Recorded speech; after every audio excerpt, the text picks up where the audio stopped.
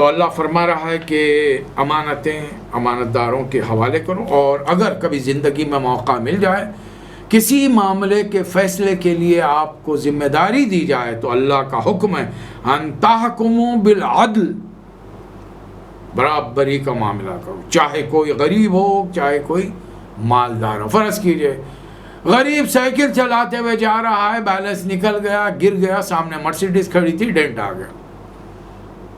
اب آپ کھڑے رہ کر دیکھ رہے، اب وہ ظاہر ہے مرسیڈیز کا مالک آئے گا تو وہ تو نہیں دیکھے گا گرانے والا غریب ہے، میرا نقصان ہو گیا۔ اب ہم کیا کریں گے؟ غریب کی تائید کرنے کے لیے صاحب غریب ہے چھوڑ دو، اس کی غلطی نہیں ہے، پتہ نہیں کیوں، پتہ ہے آپ کدھر ٹھوک کے لائے ہیں، مار کے لائے ہیں، نہیں، حق بات ہمیں کہنی پڑے گی، چاہے معاملہ ہمارے باپ کا، ہمارے بھائی کا، ہمارے بیٹے کا کیوں، حق بات ہونی چاہیے۔ اے لوگوں جو ایمان لائے، اب یہاں ایک حکم دیا گیا ہے، دین اور دنیا کے معاملے میں پہلا حکم اللہ کا چلے گا، تشریع رسول اللہ صلی اللہ علیہ وسلم نے عمل کیسے کیا وہ دیکھنا پڑے گا، پھر صحابہ اکرام اور موجودہ دور کے جو ہمارے دیندار ذمہ دار ہیں یا ملک چلانے والے ہیں ان کا حکم مانا۔ ان لوگوں سے اختلاف رائے ہو سکتا ہے، دنیا والوں سے اختلاف رائے ہو سکتا ہے، اور اگر ہو جائے اس معاملے کو اللہ رسول کی طرف پھیرو، یہ ہمیں حکم دیا گیا ہے۔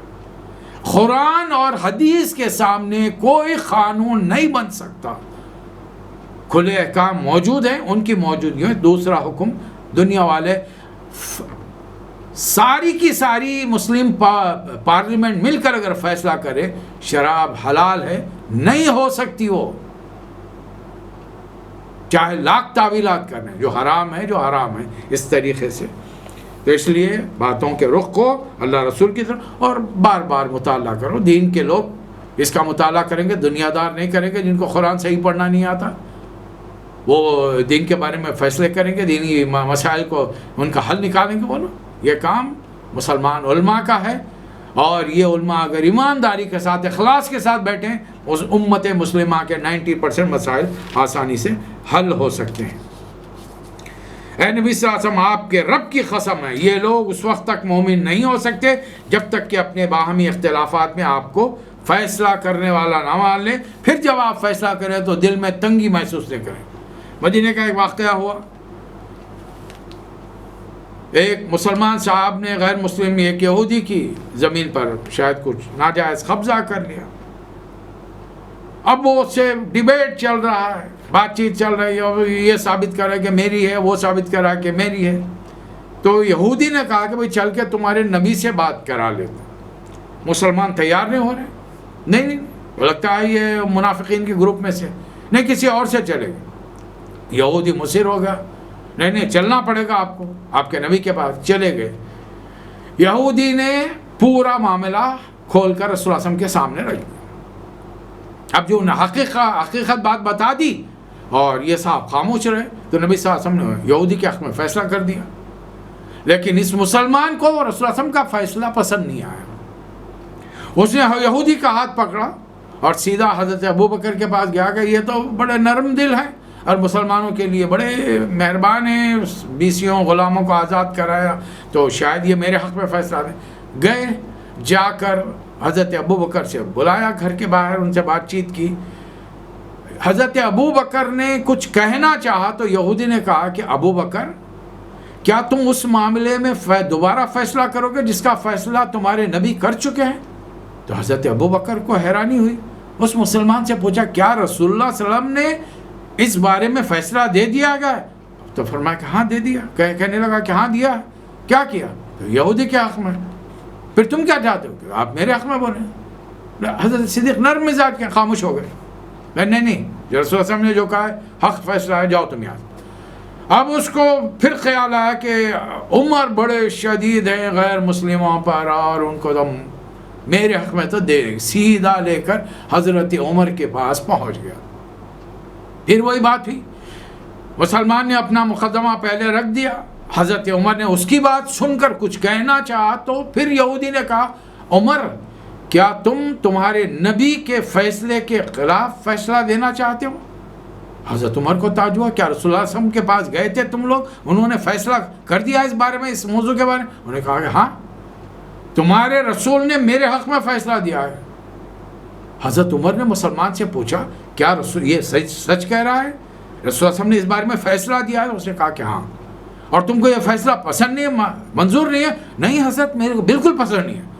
تو حضرت عمر نے فرمایا کہ اچھی بات ہے، اب میں تمہاری پسند کا فیصلہ کرتا ہوں۔ گھر میں گئے، تلوار لائے، ننگی تلوار لے کر آ کر مسلمان کی گردن اڑا دی۔ آپ کو جان کر تعجب ہوگا، مدینے کی اس چھوٹی سی آبادی کے اندر ہے جان، ایک ہنگامہ ہو گیا، حضرت عمر نے ایک مسلمان کی گردن مار دی۔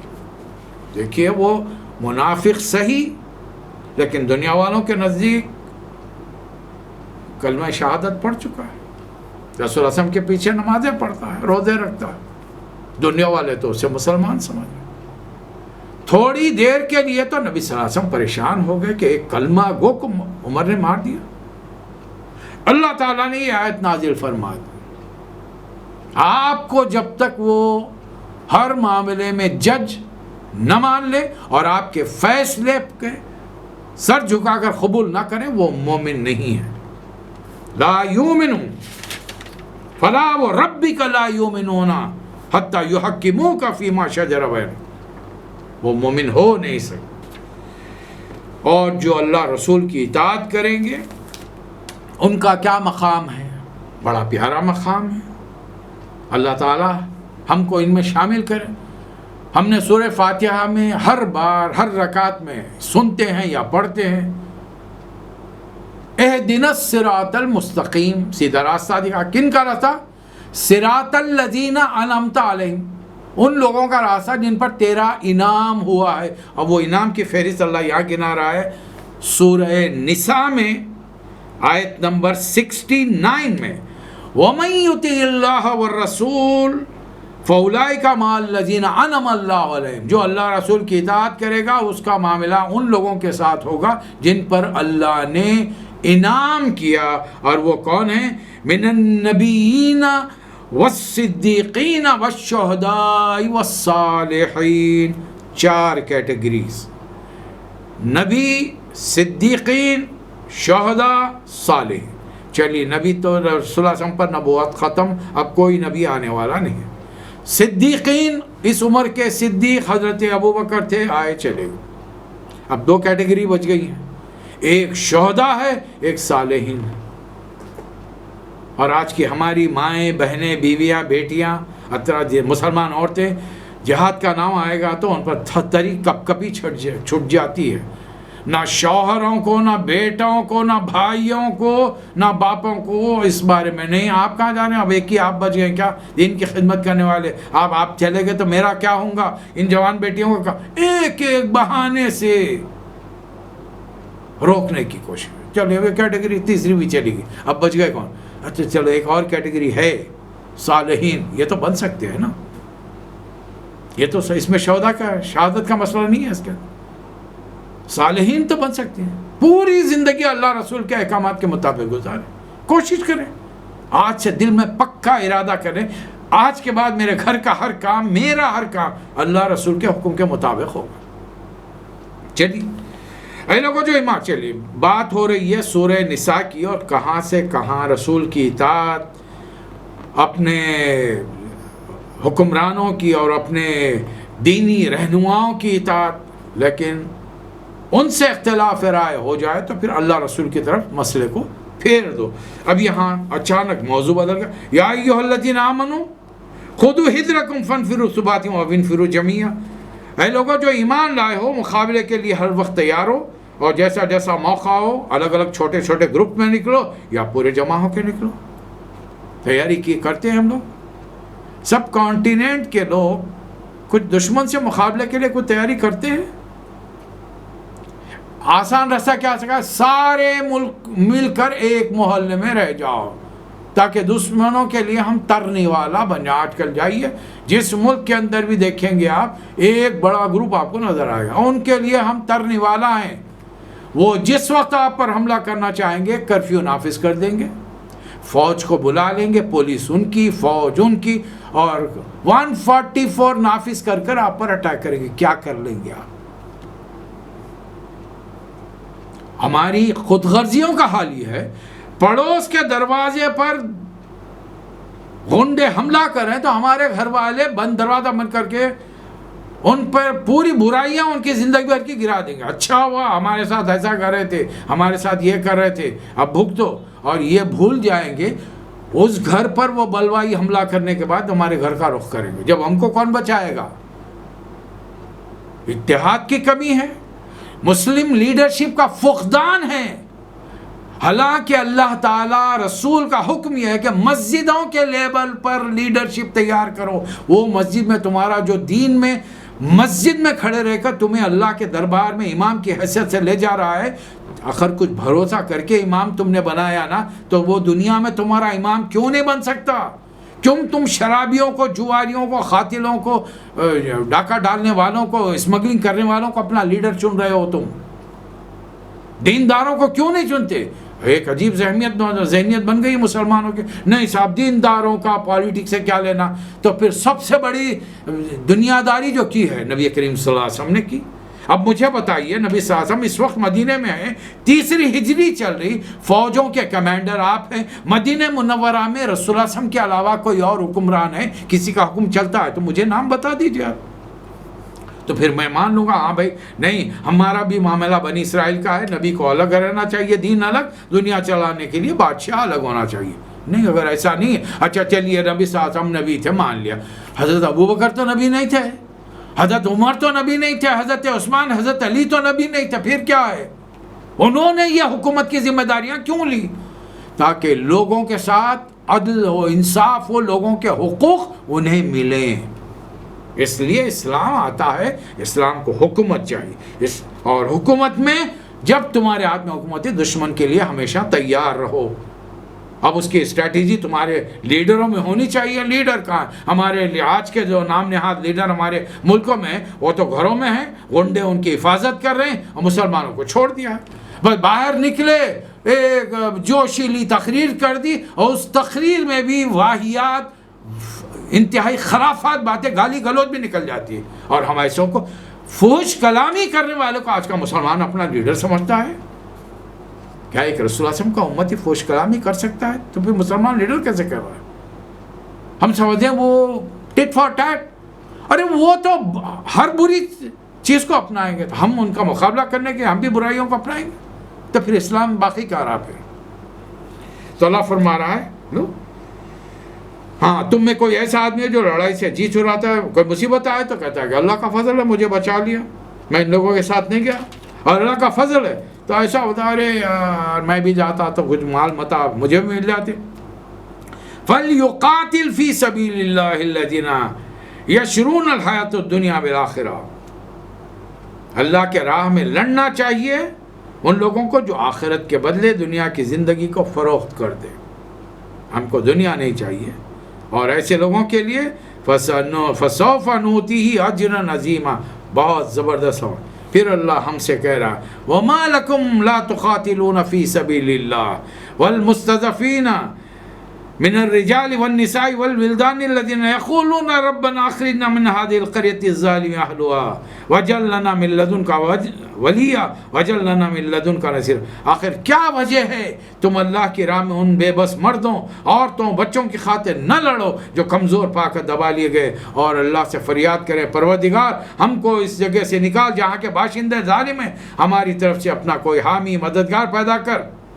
کہاں ہیں؟ گجرات کا گودرا ہو گیا، احمد آباد کے 20 فسادات، شہر حیدرآباد کے فسادات، اور دنیا میں کن کن مقامات پر، ہمارے ملکوں میں کن کن مقامات پر فسادات ہوئے آزادی کے بعد گزشتہ 73 سال کے اندر، 1947 to 2020.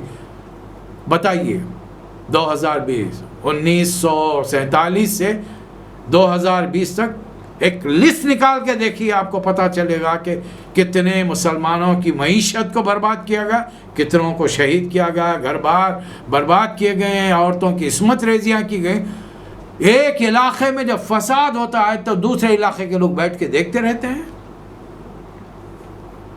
ارے کچھ کرنا تو دور کی بات، ہم نے تو دعائیں کرنا بھی چھوڑ دیا ہے، اور موقع سے فائدہ اٹھا کر کئی مسلمان بڑے ملکوں کو تباہ ہو گیا، افغانستان تباہ ہو گیا، عراق تباہ ہو گیا، لیبیا تباہ ہو گیا، سیریا کے لالے پڑے ہوئے ہیں، دیکھیے کیا ہو رہا ہے۔ پھر آپ نے دیکھا ان لوگوں کو جن سے کہا گیا تھا مکے میں اور مدینہ کے شروع کے سال میں، ہاتھ روک کے رکھو، نماز کا قائم کرو، زکوٰۃ دو، اب ان کا حال یہ ہے کہ کتب علیہم القتال، جب ان پر لڑائی کا حکم دیا گیا تو یہ لوگ ایسا لوگوں دنیا والوں سے ڈر رہے ہیں جیسا خدا سے ڈرنا چاہیے، بلکہ اس سے بھی زیادہ ڈر رہے ہیں، اور کہہ رہے ہیں ربنا لما کتبت علینا القتال، اللہ میاں اتنی جلدی قتال لکھ دیا ہمارا، ہم کو جانا، کتنا رہو گے بھائی دنیا میں، اور معلوم ہے ہماری عمریں کیا ہیں، کس عمر کی فکر ہے، ایک سانس اندر جائے باہر آنے کا یقین نہیں ہے، باہر جو چھوڑتے ہیں سانس اندر جانے کا یقین نہیں ہے، راتوں کو سوتے ہیں چند گھنٹے بالکل اپنے آپ سے غافل رہتے ہیں، روحیں قبض کر لی جاتی ہیں اللہ کے حکم سے واپس جاتی، ہم تو یہ سمجھ کے سوچیں کہ میں صبح اٹھوں گا، اور اگر روک لی گئی تو ہوگا کیا، گھر والے کیا کر لیں گے، ان کو معلوم ہے وہ مرکز کہاں ہے جہاں پر روح ہے اور جا کر ان سے چھڑا کر لائیں گے، نہیں، گھر والے روئیں گے پلائیں گے، چند گھنٹوں میں لے جا کر مٹی کے اندر دفن کر کے دبا کے آ جائیں گے۔ پروردگار کیوں ابھی سے کیوں مہلت نہیں دی ہم کو، متاع الدنیا قلیل، یہ دنیا بڑی تھوڑی ہے، آخرت بہتر ہے تمہارے لیے، لیکن لوگ نہیں مانتے، ان لوگوں کو نقصان پہنچا ہے تو کہتے ہیں کہ نبی کی وجہ سے نقصان پہنچا، اور کوئی فائدہ ہوا، ان سے کہیے کہ بھلائی برائی سب اللہ کی طرف سے، بالقدر خیرہ و شرہ من اللہ تعالی، اس لیے کہ قرآن پہ یہ غور نہیں کرتے، افلا یتدبرون القرآن، یہ قرآن پہ غور نہیں کرتے، اگر واقعی یہ کسی اور کی طرف سے ہوتا، اللہ کی طرف سے نہیں، اس کے اندر بہت سارے اختلافات پائے جاتے، لیکن دیکھو قرآن میں کوئی اختلاف رائے نہیں ہے، کوئی حکم دوسرے کی کانٹرڈکشن نہیں کر رہا ہے، مخالفت نہیں کر رہا، ہر چیز اپنی جگہ پرفیکٹ ہے۔ ایک اور حکم ہمیں دیا جا رہا ہے، جب یہ کوئی اطمینان بخش یا خوفناک خبر سنتے ہیں تو پھیلا دیتے ہیں۔ میں نے اپنے بچپن میں، بچپن نہیں جوانی کی عمر میں سمجھیے، حیدرآباد دکن کے اندر میں تقریباً گریجویشن کر رہا تھا، بچوں کو زبانی ٹیوشن پڑھاتا تھا، ایک ایسے علاقے میں جو کافی گلی کے اندر کالونی تھی، اندر میں تقریباً 4 بجے کا وقت ہے، گھر کے خواتین ہیں اندر گھر میں ہیں، میں چھوٹے بچے میرے سامنے کھڑے رہ کے پڑھ رہے ہیں، میرے پاس سامنے بیٹھ کے پڑھ رہے ہیں، اور تقریباً وہ مردوں کے رہنے کا وقت نہیں رہتا ہے۔ اچانک باہر سے ایسا محسوس ہوا کہ ہزاروں آدمیوں کے رونے کی آواز آئی، یہ آوازیں سن کر ہم پریشان ہو گئے، مختلف گھروں سے عورتیں نکل گئی، بچے نکل گئے، میں نکل کر باہر آیا، ادھر سے گلی کے نکڑ سے کچھ لوگ آ رہے تھے، کیا ہوا بھائی یہ آوازیں کائے کی آ رہی؟ شہر میں باڑھ آ گئی ہے، سیلاب آ گیا ہے، شہر کے بیچوں بیچ ایک ندی بہتی تھی، اور وہ ندی کم تھی، ایک سوکھا نالا بن چکی تھی، لیکن پورے شہر میں سے بہتی بھی جاتی تھی، اور ظاہر ایک زمانے میں جب ندی بہتی تھی اس کے آگے بڑے بڑے دیواریں تعمیر کی گئی تھی، منڈیریں تعمیر کی گئی تھی، جو پانی چڑھ گیا، اور کافی اونچائی بلندی پر تھا تو پانی اوپر نہیں آ سکتا تھا۔ اب جو یہ سنا کہ بھئی اتنی بھر گئی ہے ندی کہ باہر تک پانی آ رہا، شہر میں پانی پھیل رہا، اب میں سیدھا بھاگا اپنی سائیکل کی جانب، سائیکل میں جس علاقے میں تھا وہاں سے میں اگر بغیر پیڈل مارے سائیکل پہ اپنے گھر کو پہنچوں تو بغیر پیڈل مارے کے 3-4 منٹ میں گھر پہنچ سکتا ہوں، اتنا سلوپ کا راستہ ہے۔ اب میں جا رہا ہوں، گھر کی خواتین جن کے بچوں کو میں پڑھاتا ہوں وہ آگے، ارے مولوی صاحب آپ کہاں، ماسٹر صاحب آپ کہاں جا رہے ہیں؟ میں بولا بھائی آپ لوگوں کے پاس تو پانی نہیں آیا ہے، میرا گھر ادھر ڈاؤن میں ڈھلوان میں ہے، میرے گھر کا حال کیا ہے نہیں معلوم، میری ماں ہے، میرے والد ہیں، اور میری نانی ہیں جو اپاہج ہیں، پیر کی ہڈی ٹوٹی ہوئی ان کی، مجھے جانا، بہرحال ان کے روکنے کے باوجود میں نے سائیکل ہی بھگایا، 3 منٹ کا راستہ میں نے 25 منٹ میں طے کیا ہے، ادھر سے لوگ ہیں اور اس چڑھاؤ کی طرف بھاگے چلے آ رہے، نوجوان، لڑکیاں، لڑکے، بوڑھے، عورت، مرد، ہندو، مسلم، جس کے ہاتھ میں گھر کا جو سامان لیا بھاگا چلا رہا، 20-25 منٹ کے بعد جب میں گھر پہنچا تو میں گھر کی حالت دیکھ کے آنے کا گھر والے سارے سکون سے ہیں. والدہ سے پوچھا ارے باہر یہ اتنا ہنگامہ ہے، لوگ بھاگ رہے ہیں اور آپ گھر میں ہیں. تو انہوں نے کہا، والدہ نے کہا میاں تمہاری نانی ٹانگ ٹوٹی ہوئی ہے، اچھے خط خامت کی انگوٹھے اٹھا نہیں سکتے، اب میں اپنی ماں کو تو چھوڑ کے جا نہیں سکتی، اب تمہارے والد ہیں، اب ہم لوگوں کو چھوڑ کے نہیں آتے، اس لیے ہم اللہ کے اوپر بھروسہ کر کے اطمینان سے بیٹھے. اچھا میں پورے محلے میں پانی کا خطرہ نہیں ہے. باہر نکلے 2-3 دوست ملے، چلو بھائی چل کے ذرا دیکھیں کہاں ہے پانی. پتہ چلا کہ اوپر جو بڑی بڑی فصیلیں بنائی گئی تھی ندی کے پانی کو روکنے کے لیے، کٹ گھروں تک پانی آیا ہے، ابھی سڑکوں پر نہیں پھیلا ہے. پورے محل شہر میں یہ افواہ پھیل گئی. اور بڑے مزے کی بات یہ ہے کہ جو جہاں تھا وہاں سے شہر چھوڑ کر بھاگ گیا. بے شمار بسیں جو ہر سیکنڈ بس اسٹینڈ سے نکل کر دوسرے اسٹیٹ میں جاتی ہیں، لٹک رہا ہے، چھت پر چڑھ گیا، بھاگ رہا ہے، یہ بھی ہوش نہیں رہا کہ میرے گھر والے کہاں جائیں گے. بعض لوگ تو 2-3 دن کے بعد میں لوٹ کے گھر کو آئے. ہوا کیا تھا؟ ایک افواہ سارے شہر میں پھیلا دی. اس کے اثرات یہ ہوتے ہیں. تو اللہ فرما رہا ہے کہ نہیں، اگر کوئی چیز تمہیں معلوم ہو ذمہ داروں تک پہنچاؤ، پبلکلی عام مت کرو اس کو، تاکہ وہ لوگ صحیح فیصلہ کریں، صحیح ڈیسیشنز لے سکیں. اچھا یہ ایک جنرل حکم دیا، اس کے ساتھ فوری اللہ حکم دیا فقاتل فی سبیل اللہ، اللہ کے راستے میں قتال کی جائے. نبی صلی اللہ علیہ وسلم لا تکلف الا نفسک، آپ اپنے علاوہ کسی اور کے ذمہ دار نہیں، آپ جائیے. وہ حرز المومنین، مسلمانوں کو، ایمان والوں کو جوش دلائیے. آج کوئی لیڈر آپ کو جوش دلا رہا، کہاں دلا؟ وہ جوش دلانے والا سب سے پہلے گھر میں چھپ کے بیٹھے گا، زبان کے بس پھاگ اڑاتے ہیں، ہم یہ کر دیں گے وہ کر دیں گے، کرتے کرا جب کرنے کا موقع آتا ہے جا کے چھپ کے بیٹھ جاتے ہیں. یاد رکھیں جو کوئی کسی اچھے کام کی شفاعت کرے گا، ریکمینڈ کرے گا، اللہ تعالیٰ اس کو اس کا برابر اجر دے گا. مثلا آپ سے کسی نے کہا کہ بھائی کھانے کے لیے نہیں، میرے گھر والے پریشان ہیں، کوئی مسئلہ اور ہے، بچی کی شادی ہے، آپ مدد نہیں کر سکتے، لیکن آپ کسی کو جانتے ہیں تو اسے سفارش کر دیجیے. اس نے مدد کی، اس کو جو اجر ملے گا اللہ تعالیٰ اتنا ہی اجر میرے اور آپ کے کھاتے میں لکھے گا، صرف اچھی سفارش کرنے سے. اور اگر غلط کام کے لیے سفارش کی، اس کو جو گناہ مل رہا ہے اتنا گناہ ہمارے کھاتے میں بھی لکھا جائے. اچھے کاموں کے لیے سفارش کیا کریں. پھر حکم ہے کہ جب کوئی تمہیں احترام سے سلام کرے تو بہترین طریقے سے وَإِذَا حُيِّيتُم بِتَحِيَّةٍ فَحَيُّوا بِأَحْسَنَ مِنْهَا أَوْ رُدُّوهَا، اس سے بہتر جواب دو یا اس کے برابر جواب دو. اب گلف میں آ گئے، اب یہاں پر بیٹھے ہیں آفس میں، منسٹری میں بیٹھا ہوا ہوں میں، ایک داڑھی والا آیا، السلام علیکم حضرت، کیف حال، کیف صحت ہے، حالانکہ میں کلین شیو ہوں، انہیں داڑھی والا، کیف صحت ہے، کیف اولاد، کیف عائلہ، کیف سیارہ، کیف چیکو، کیف گنا، انہیں کیف کے تمام جتنے کیٹیگریز تھی پورے دہرا دی. اور ہم بڑے متاثر مسلمان ہیں، عربی الف کا نام بھالا نہیں آتا، اور انہیں آ کے اچھا ٹھیک ہے زین، ہم مسکرا گئے ہاتھوں سے، اللہ اللہ، ہم تو خالی یہی کر رہے ہیں، جواب دینا آتا نہیں، کیا جواب دیں گے؟ سکھائے نہیں نا گھر میں. ہمارے ہاں تو تسلیمات ہے، آداب عرض ہے، مزاج گرامی ہے، بڑوں کے قدم بوسی ہے. یہ تو ہمارا دین ہم کو ہمارے گھر والوں نے سکھایا ہے. انڈیا پاکستان کے مسلمانوں کو یہ سکھایا گیا، آداب عرض ہے، تسلیمات، قدم بوسی، السلام علیکم بولنے کو یہاں پہ بڑے لمبے عرصے تک میں مسلمانوں کو شرماتے ہوئے دیکھتا تھا.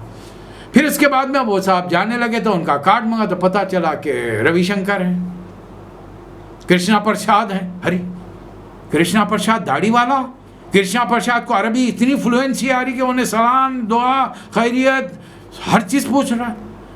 اس کے بزنس کرنا ہے اور عرب میں کرنا ہے، اسے معلوم ہے کہ داڑھی چھوڑ کر آئے گا تو لوگ یہاں پہ تقریباً لوگوں کو داڑھی ہے، عربی میں بات کرے گا، حالانکہ انہیں 2-4 ان جملوں کے بعد میں ساری گفتگو انگریزی میں کر رہا ہے. اب بتائیے، اب وہ آ کر مجھے کہہ رہا ہے السلام علیکم. اب اگر میں نے جواب دیا وعلیکم السلام ورحمۃ اللہ، ہمارے پڑوس کے مسلمان بھائی خفا ہو گئے، ارے آپ کافر کو سلام کر رہے ہیں، اس پہ رحمت بھیج رہے ہیں، تو کیا کروں؟ کیا کروں؟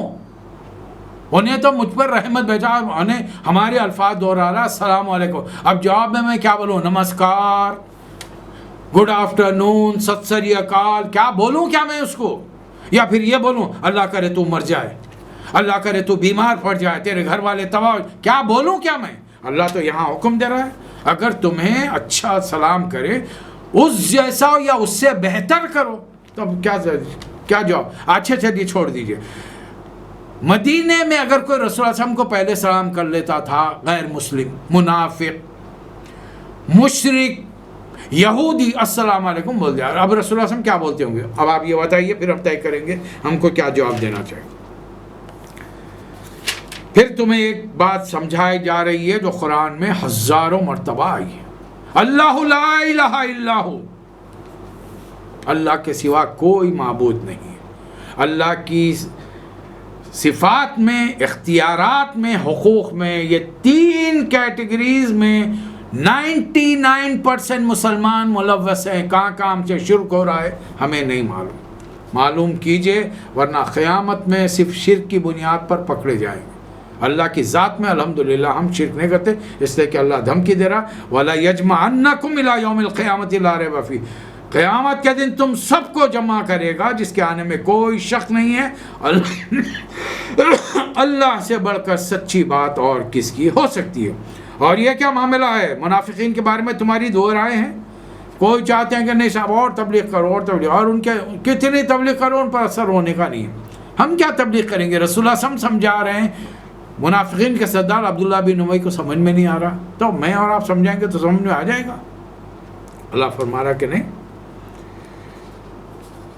تو اب یہ منافقوں کا تھوڑا تھوڑا کھل کر ان کے رویے، ان کے ایٹیٹیوڈ، ان کے طرز عمل کے بارے میں بتایا جا رہا ہے۔ پھر ایک حکم دیا گیا کہ کسی مومن کا کام نہیں کہ دوسرے مومن کو قتل کرے، اللہ یہ کہ بھول چوک سے اگر کوئی قتل ہو جائے تو اگر کسی نے جان بوجھ کر قتل کیا اس کی سزا جہنم ہے۔ اب دیکھ لیجئے ہمارے اطراف کے دو ممالک ہیں، ساری قسم کی سیاسی پارٹیاں، لیڈر بھی مسلمان، ان کے ووٹر بھی مسلمان، اب ایک پارٹی دوسرے پارٹی سے فساد کرے، جنگ کر رہی ہے، لڑ رہی ہے، مرنے والا بھی مسلمان، مارنے والا بھی مسلمان۔ رسول اللہ صلی اللہ علیہ وسلم نے فرمایا دونوں جہنم میں جائیں گے، اس لیے کہ موقع جسے ملا اس نے قتل کیا، ورنہ تلوار تو دونوں نے، ہتھیار تو دونوں نے نکالے تھے۔ اس لیے اللہ فرما رہا ہے ہاں غلطی سے اگر ہو جائے تو پھر اس کا فدیہ دیا کرو، دے دیا کرو۔ تو اس طریقے سے آج کا سلسلہ ہم یہاں پر آیت نمبر 92 پر یا 92 پر ہم یہ سلسلہ ختم کرتے ہیں۔ اس پر پھر اور بقایا حصہ ہے انشاءاللہ، اس پر سورہ نساء پر گفتگو ہوگی۔ اللہ تعالیٰ مجھے اور آپ کو توفیق عطا فرمائے۔ وآخر الدعوانا ان الحمد للہ رب العالمین۔